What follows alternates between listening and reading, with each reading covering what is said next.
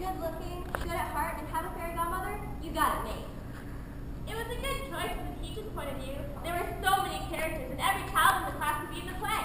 A list of characters were compiled as the class talked about the plots of the drama. Including the rash from Cinderella, The evil stepmother. The two wicked stepsisters. the beautiful and wise fairy godmother, And of course, the ultimate object of feeble desire, drink. Who, if you recall, was really just a salesman interested in fishing his inventory of glass slippers. Children were allowed to choose roles for themselves. As parts were allotted, children were labeled with felt pen and paper and sent to stand over on the other side of the room until casting was completed. Finally, every child had a part. Except one small boy, who had remained quiet and disengaged through the entire selection process. Norman. Norman was different. Not weird, just different. And the way he looked at things. Norman was always thinking. And like so many great but misunderstood thinkers, Norman was teased a lot by his classmates, causing him to live on the fringe of kindergarten society. Well, Norman, said the teacher, what are you going to do? Well, I'm going to be the pig. Pig? There is no pig in the story of Cinderella. Well, there is now. Norman did not relate to being a footman or a pumpkin or a mouse.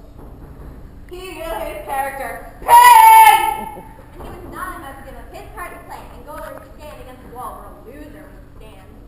He intended to participate wherever pigs fit into the scheme of things without giving up identity or dignity. He took it for granted that there was a place for pigs, and that the teacher would know that. So what do you say to a kid who's already thinking of a costume like pink long underwear, how clean her tail, and pink cup for her nose? So, what do you say to a little pig who sees his career as an actor teetering on the brink of utter humiliation? And what do you say to all the pigs? All those who are different and who do not accept the available boxes and pigeonholes? What did the teacher say at that moment? Well, sometimes teachers have to talk about fairy godmothers. So be it. Norman was declared the pig in the story of Cinderella. It was quite fine with the rest of the class. Nobody else wanted to be the pig anyhow. And since there was nothing in the script explaining what the pig was supposed to do, the action was left up to Norman. And as it turns out, he gave himself one of the all-best walk-in parts of history children's theater. He made no sound. He simply sat on his back haunches and observed what was going on, like some silently supportive Greek chorus. The expression on his face reflected this dramatic detail. Looking worried, Anxious, Sad, hopeful, puzzled, angry, bored. and sick. and pleased as the moment of quiet. One look at the pig, and you knew. The pig was so honest, so sincere, so very dared. People who knew his story was supposed to end began to have doubts. At the climax, when the prince finally placed a glass slipper on Cinderella's foot, and they sat a couple of hugs, and rode off to a happily ever after, Norman finally made his move. He went wild with joy and danced around the stage. And he was barking like a dog. In rehearsal, the teacher had tried explaining to Norman, even if there was a pig in the Cinderella story, there is no such thing as a dancing, barking pig. Well, there is now. It's true, Norman. It's true. Not the dead pig.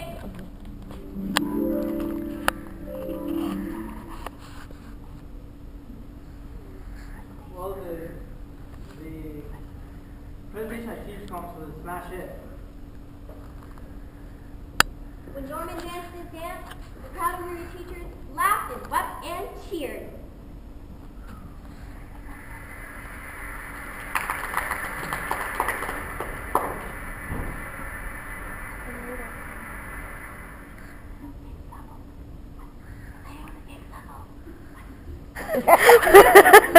And when the pig stumbled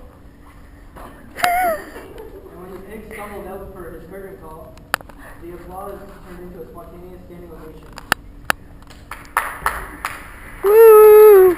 Yeah.